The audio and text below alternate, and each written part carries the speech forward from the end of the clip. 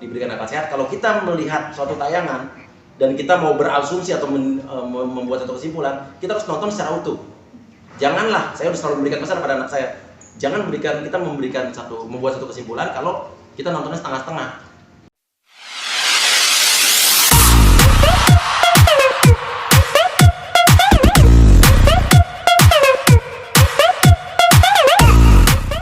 Jika itu ya, ada. Dia diundang bersedia datang dan kita berdebat dan beradu argumen selayaknya manusia yang sama-sama memiliki argumen gitu ya. Dan pada saat itu berjalan dengan baik gitu kan. Dan tenang, kalau saya juga mengundang bukan dihipnotis kok, bukan. Iya, cuma mau diajak ngobrol aja gitu kan. Dan di sini ada Bang Kamarudin juga dan Bang Martin juga. Di sini mungkin kita langsung tanya jawab aja atau gimana terserah. Oke, gimana Papi setelah mendengar tahu dilaporkan dan responnya seperti apa? Waktu dilaporin, saya taunya malah dari siapa ya waktu? Bang Kamarudin apa siapa ya? Atau dari orang yang ngirim link ke saya gitu kan. Terus dilaporin gitu. Dilaporin kenapa gitu kan. Dan pada saat itu saya lagi di luar kota.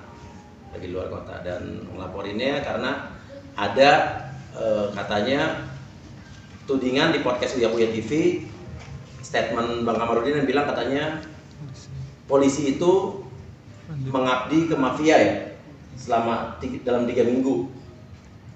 Seminggu pada negara, 3 minggu kepada mafia. Tapi sebetulnya kalau kita orang cerdas, orang pintar ya, kan saya selalu mengajarkan anak saya juga ya. Kalau kita orang sekolahan diberikan akal sehat, kalau kita melihat suatu tayangan dan kita mau berasumsi atau membuat satu kesimpulan, kita harus nonton secara utuh. Janganlah, saya harus selalu memberikan pesan pada anak saya, membuat satu kesimpulan kalau kita nontonnya setengah-setengah atau cuma dari potongan-potongan. Nah, setelah saya lihat pas itu, kan saya lihat nih, ternyata isinya adalah Bang Kamarudin bilang gitu kan, bahwa di statementnya nih ya, polisi katanya mengabdi ke mafia, mengabdi pada negara 1 minggu, 3 minggu pada mafia. Terus saya bilang, enggak semua Bang, kata Bang Kamarudin, iya, rata-rata untuk polisi katanya yang memiliki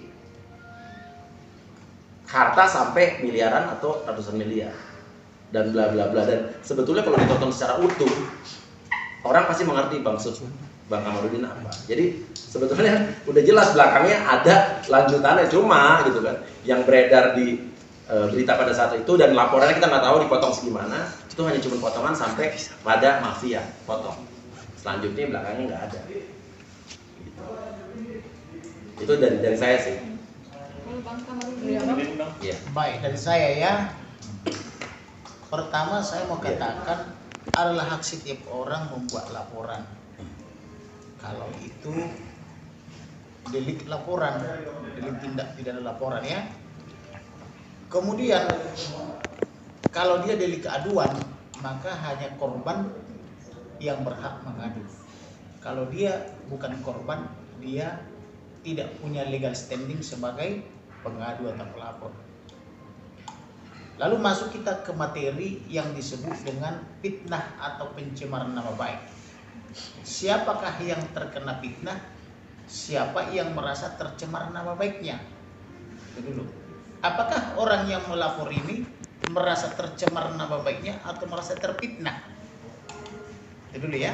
Nah, itu yang pertanyaan pertama. Yang berikutnya, apakah yang terkena fitnah ini pribadi, seseorang, atau lembaga atau institusi negara? Gitu ya. Yang berikutnya. Yang berikutnya adalah apakah perkataan itu memang membahas seperti yang mereka tuduhkan atau membahas topik lain? Kemudian yang berikutnya, apakah pembahasan itu ada dasar hukumnya atau tidak, legal standingnya ketika dibahas? Ada surat kuasa untuk itu enggak? Yang berikutnya adalah bahwa apakah itu fitnah atau kritik? Kalau fitnah, dia menyerang nama baik seseorang tanpa diberikan solusi atau hanya dibuka aib seseorang tapi tidak bisa membuktikannya. Kalau kritik, dia berikan kritik baik itu secara langsung bisa berupa perumpamaan, tetapi disertai juga dengan solusi-solusi apa yang harus dilakukan oleh lembaga yang dikritik misalnya.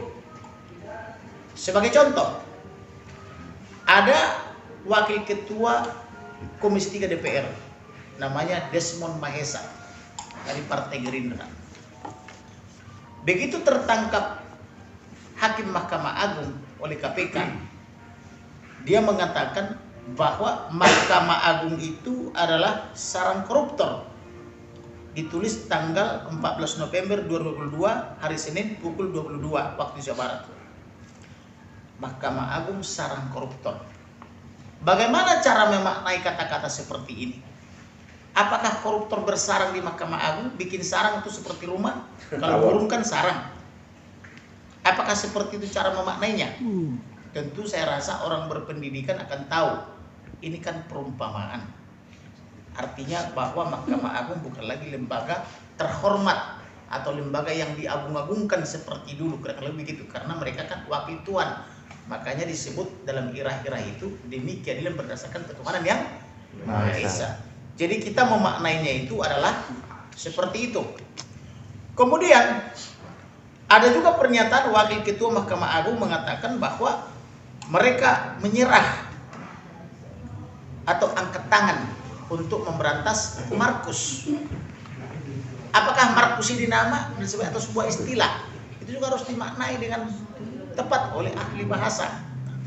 Maka masuklah kita kepada kontennya Mas Uya Kuya atau Surya Utama.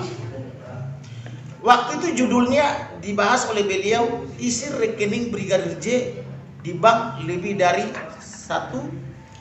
lebih dari itu. Saya ulangi ya. Jadi isi rekening Brigadir J di bank lebih dari itu. Ini judulnya nih. Ini judul aslinya. Ya. Ini katanya yang dari Mas Uya Kuya. Kontennya itu saya sebagai narasumber. Saya sebagai narasumber itu adalah kaitannya saya sebagai advokat. Advokat yang mendapatkan 5 atau 6 surat kuasa dari orang tua almarhum Brigadir J. Karena ada pemeriksaan di pengadilan, yaitu saksi dari Bank BNI asal Cibinong ya, Yes. Bank BNI Cibinong. Saya diundang oleh beliau untuk berbicara tentang rekening ini. Karena ada masyarakat menganggap ada uang sangat besar di rekening almarhum, nyaris 100 triliun kurang 1 rupiah, karena diawali dengan RP 99 sampai 14 digit. Maka saya punya logika, rasanya tidak mungkin. Kok ada uang angkanya 9 semua, sama semua sampai 12 digit. Saya mempelajari ini memang tidak semua teman saya tahu. Jenderal, Kombes semua pun nggak tahu. Tapi ada teman saya mantan dari KPK mengatakan ini kode PPATK. Begitulah waktu saya jelaskan. Lalu pembahasan itu berlanjut sampai dengan praktik mafia judi online, mafia narkoba, mafia minuman keras dan sebagainya. Lalu waktu itu saya katakan, kenapa ini mereka tidak tahu padahal mereka diberi anggaran ratusan triliun. Sedangkan Kamarudin sampai sekarang belum pernah menerima 1 rupiah pun anggaran dari negara. Kok Kamarudin tahu bahwa ada peredaran uang mafia narkoba, mafia judi online saja 155 triliun menurut hitungan PPATK. Kemudian ada peredaran narkoba sampai-sampai seorang jenderal bintang 2 baru diangkat jadi Kapolda 4 hari doang bertahan, langsung ditangkap karena bisnis narkoba, belum bisnis-bisnis gelap lainnya. Kok mereka tidak tahu? Nah, kok Kamarudin tahu? Berdasarkan intel Kamarudin, kan begitu nih kurang lebih. Dan seterusnya sampai selesailah pembahasan itu, ditutup dengan solusi waktu itu memperbaiki rekrutmen SDM kepolisian. Karena waktu itu ada juga saya tangani polisi sudah lulus sampai ke tahap pendidikan, karena orang tuanya diduga tak punya duit, padahal orang tua juga polisi di Polsek Muara Tebo, lalu dibuang. Tapi ibunya yang berkerudung asal Aceh, dia memeluk saya di Jambi. Dan pelukan saya itu diabadikan di foto. Kemudian saya diberi surat kuasa dan dikirim ke Kapolri. Apa yang terjadi? Ada solusi, Kapolri memanggil yang anak yang sudah lulus pendidikan tapi dibuang atau dihilangkan dari daftar pendidikan, diganti dengan yang tidak lulus waktu itu. Itu yang saya sebut dengan sudah mati hidup kembali, pakai terminologi kelahiran. Itu sudah mati bangkit kembali. Tetapi yang sudah hidup dimatikan, kan gitu. Tetapi apa yang terjadi? Mereka diberikan uang berapa juta, berangkat ke Jakarta, setelah wawancara diterima kembali anaknya. Dan ibu haji itu di Natal kemarin, karena saya tidak pungut biaya, malah saya biayai. Mereka mau datang ke rumah Natalan. Bayangkan, itu luar biasa kan? Saya tidak pungut biaya, saya perjuangkan. Ini sebetulnya tugas negara, bukan tugas Kamarudin. Tetapi karena negara kita dalam keadaan sekarang, tugas negara itu saya ambil alih untuk memperjuangkan keadilan. Demikian juga kemarin ada Ibu Haja di Kutai Timur, dia sudah melapor dari Polsek, Polres, Polda sampai Barreskrim ke kepala desa, kepada camat, kepada bupati, kepada gubernur, kepada DPRD provinsi, kabupaten, DPRD pusat sampai dengan memanjat pagar istana. Tak ada solusi. 3-4 tahun berjuang sampai memanjat pagar istana. Akhirnya Bu Haji ini dan teman-temannya ditampung pendeta di Bogor. Pendeta ini mengadu kepada kepala Intel Jaksa Agung. Yang Intel ini melapor ke saya tolong. Saya biayai gratis. Saya biayai sekali berangkat aja ke Kutai Timur, saya bayar 50 juta. Ternyata saya pelajari kenapa ini polisi tidak berdaya. Ternyata di perusahaan yang merampas tanah mereka ini, ribuan hektar ini, ada mantan menteri bergelar profesor doktor, ada mantan polisi bergelar jenderal. Nah, ini yang saya sayangkan. Harusnya mereka ini mendidik perusahaan itu supaya patuh hukum, bukan jadi disalahgunakan menjadi centeng gitu loh. Artinya ini kritik-kritik saya ini tujuannya memperbaiki kinerja polisi, memperbaiki tataran hidup berbangsa dan bernegara. Harusnya ini tugas presiden, bukan tugas Kamarudin. Tetapi karena Kamarudin Simanjuntak telah terlibat dalam mengurusi semua itu, maka saya berkewajiban moral untuk mengkritik. Karena pertama saya anak cucu pendiri negara ini, yang kedua saya mantan pengacara Putri Almarhum Soekarno, yang ketiga saya advokat. Jangan sampai nanti saya dipanggil oleh Tuhan, negara ini belum benar, maka dosanya saya tanggung karena saya tidak ikut memperbaiki. Kan begitu. Jadi itulah kira-kira topik perbincangan kami di dalam materi itu, podcast itu. Tetapi materi ini disalahgunakan sama orang lain. Lalu dikutiplah 2 menit dari berapa menit? 45 menit. 45 menit. Polisi pengabdi mafia. Padahal judulnya jelas dibikin oleh Mas Uya Kuya. Jadi isi rekening Brigadir J dibalik di bank lebih dari itu. Ini judulnya masih aslinya nih. Tapi ada orang punya kepentingan untuk menyasar saya, diganti judul. Dibikin hanya 20 bit. Menurut Kamarudin, polisi pengabdi mafia.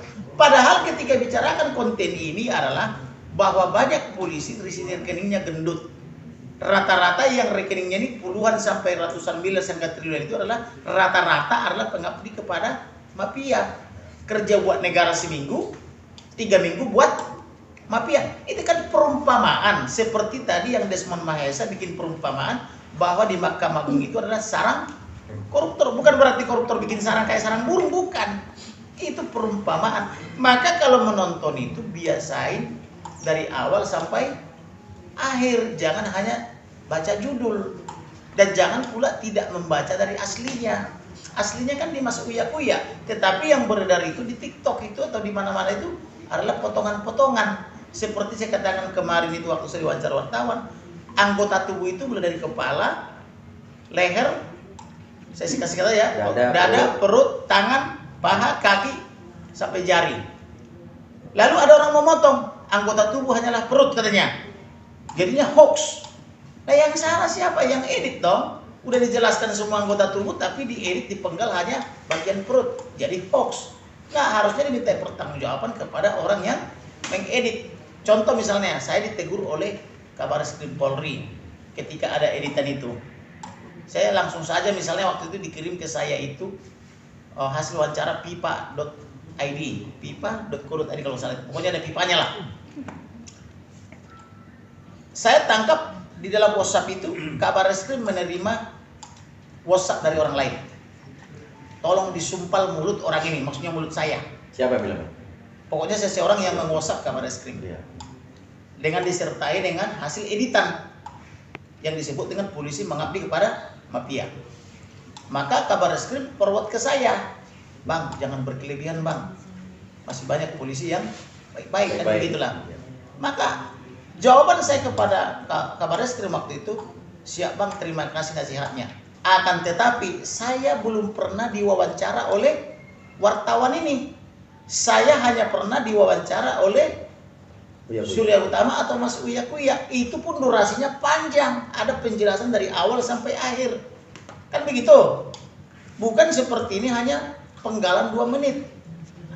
Jadi kalau begitu komplain bang, begitu jawaban kabar reskrim. Ini baru namanya benar, ada konfirmasi, jangan langsung ditangkap begitu saja, kan begitu. Sedangkan orang yang meng-WhatsApp kabar reskrim itu minta supaya mulut saya disumpal, entah siapapun itu. Saya pikir kalau berani dia meng-WhatsApp kabar reskrim seperti itu, saya yakin dia punya power di negeri ini. Tapi pasti ada dalangnya bang. Ada dalangnya. Nah, kemudian saya pelajari lagi. Menurut intel saya di bulan Juli, saya sudah dibidik sejak bulan Juli untuk ditangkap. Karena saya berani menangani perkara almarhum Brigadir Joshua. Ternyata Elohim itu sangat baik. Mereka wawancara kerabat saya yang profesor doktor ahli pidana. Mereka tidak tahu itu kerabat saya. Bahkan istrinya dengan istri saya satu ruang kuliah dulu, kuliah hukum. Maka sampai juga ke telinga saya, hati-hati. Mereka sudah konsultasi untuk menangkap namanya Kamarudin. Itu masih Juli. Ya, saya laporkan 18 Juli. Saya dapat suplai intelijen 19 Juli. Dan akurat semua. Semua yang disuplai ke saya itu semua pada akhirnya terbukti walaupun pelan-pelan. Kemudian tidak lama ada lagi suplai intelijen, nanti akan dipinjam LSM atau ormas untuk melapor abang. Benar, nggak lama ada Zakirudin membentuk aliansi advokat anti hoax melaporkan saya di Bareskrim Polri. Laporannya sampai sekarang belum pernah saya dipanggil. Laporannya dia di Bareskrim Polri, dilimpah ke Polda, dilimpah ke Bareskrim, dilimpah ke Polda. Begitulah terus. Kalau nggak salah 4-6 kali. Akhirnya mereka mengadu ke Kompolnas. Kenapa Kamarudin tidak bisa dilapor atau ditangkap, kan begitu? Ya karena tidak ada hoaxnya. Untuk apa polisi manggil saya? Karena juga tidak ada legal standingnya. Memangnya mereka Polri yang melaporkan saya ini? Kan begitu. Di bulan Agustus ada lagi informasi intelijen, dan ini levelnya perwira tinggi, bukan perwira menengah atau bawah, bawah. Bang, hati-hati, mereka terus emosi nih. Bahkan angkatan kami sekarang juga pada banyak juga yang emosi terkait abang. Hati-hati, ini lagi di profiling abang, memakai LSM untuk melapor abang. Benar, langsung ada di sana yang lapor. Bahkan yang lebih celaka lagi, jam 2 pagi, setiap pagi tuh, tengah malam, istri seseorang dirut BUMN atau klien saya namanya Rina ditelepon oleh seorang yang mengaku advokat, bahkan jabatannya wakil ketua organisasi advokat, menghasut klien saya jam 2 pagi. Tapi klien saya ini dikira bayar saya, walaupun karena dia istri dirut BUMN mengelola 300 triliun itu, dia kira kalau saya dapat banyak sih. Dia nggak tahu tuh saya bayar saya layani gratis pro bono pro deo. Bukan cuma saya kasih gratis, saya modali. Karena kenapa? Istri dirut ini anaknya saja sekolah umur 7 tahun belum dibayar. Bagaimana saya memungut biaya? Yang nggak ada saya biayain. Bahkan saya marahin dia, jangan sampai putus sekolah anaknya, pindahkan ke negeri. Di negeri gratis kok, kan gitu. Karena tadinya di sekolah rintisan internasional berbahasa asing, kan gitu. Masukkan ke negeri, jangan sampai korban anak karena orang tua berselisih. Kemudian perkaranya saya take over semua, ya. Bahkan dalam kasus itu saya dilapor juga. Padahal saya menjalankan tugas, ada surat kuasa dilindungi pasal 16 Undang-Undang Advokat. Tapi saya dilapor juga, udah dipanggil saya oleh Siber Polri. Saya katakan seriusin dari pelaporannya, jangan nanti saya tunjukkan video pornonya ke wartawan jadi dianggap menyebar ini video porno lagi. Yang jelas menurut Pidum Polri tidak ada peristiwa pidana dalam video porno itu. Kok orang berciuman dengan yang bukan muhrimnya, bukan peristiwa pidana? Kok orang, mohon maaf ya, ini konten dewasa. Kok orang melakukan hubungan suami istri dengan yang bukan istrinya, kok bukan peristiwa pidana? Aneh toh? Berarti kalau saya sebarin ini ke wartawan boleh dong, kan bukan peristiwa pidana. Yang ada stres ini penyidik daripada Cyber Polri. Janganlah bang, nanti abang jadi ditangkap loh. Kan kata ini sudah diuji loh, udah diuji dalam gelar Pidum Polri. Dikatakan ini bukan peristiwa pidana, berarti boleh dong saya kasih ke wartawan video porno ini, saya bilang gitu. Janganlah bang, nanti abang jadi ditangkap. Loh bukan, kan kalian sudah uji, diuji Polri, saya bilang gitu. Janganlah bang. Jadi tanya kepada pelapor saya itu serius nggak dia? Bahkan keuangannya udah saya profiling, transfernya 200 juta per hari udah saya profiling, saya bilang gitu. Maka kemarin mau diadakan pertemuan Restoratif Justice. Saya bilang saya lagi di Semarang menangani perkara peradilan. Nanti Januari tanggal 3 nanti Januarinya mau didamaikan katanya. Kok mereka melapor tapi kok mau damai? Main aja sekalian saya bilang gitu. Saya punya buktinya kok. Dengan wanita-wanita goib itu saya bilang gitu. Tapi karena dia bilang mau didamaikan, oke, kita cinta damai toh. Nah, seperti itulah kasus yang saya alami. Artinya saya ini bekerja berdasarkan surat kuasa. Apa yang saya ucapkan semua ada bukti. Makanya saya katakan, apa iya kepolisian kita tidak tahu ada peredaran 155 triliun praktek mafia judi online? Polisi kita tidak tahu yang menurut Arteri Dahlan dari Komisi 3 ada 450.000 anggota Polri. Kok Kamarudin tahu? Kamarudin tidak dikasih apa-apa sama negara ini. Yang ada terus dari 2011 saya terus diancam mau dibunuh, mau dipenjarakan. Bahkan 2016 karena saya membela Putri Soekarno, karena saya anggap Soekarno itu sama dengan opungku, pahlawan pendiri negara ini, ku bela dia. Cuma-cuma gitu ya. Sampai istriku pun harus dibakar sama anakku. Untuk Elohim sangat baik, mereka dilindungi walaupun mobilnya hancur. Kurang apa lagi? Jahatnya buat keluarga saya kan begitu. Tapi saya tidak akan pernah mundur. Karena kita bekerja berbuat baik, bukan buat negara saja, bukan buat diri sendiri, tetapi bagaikan untuk Tuhan.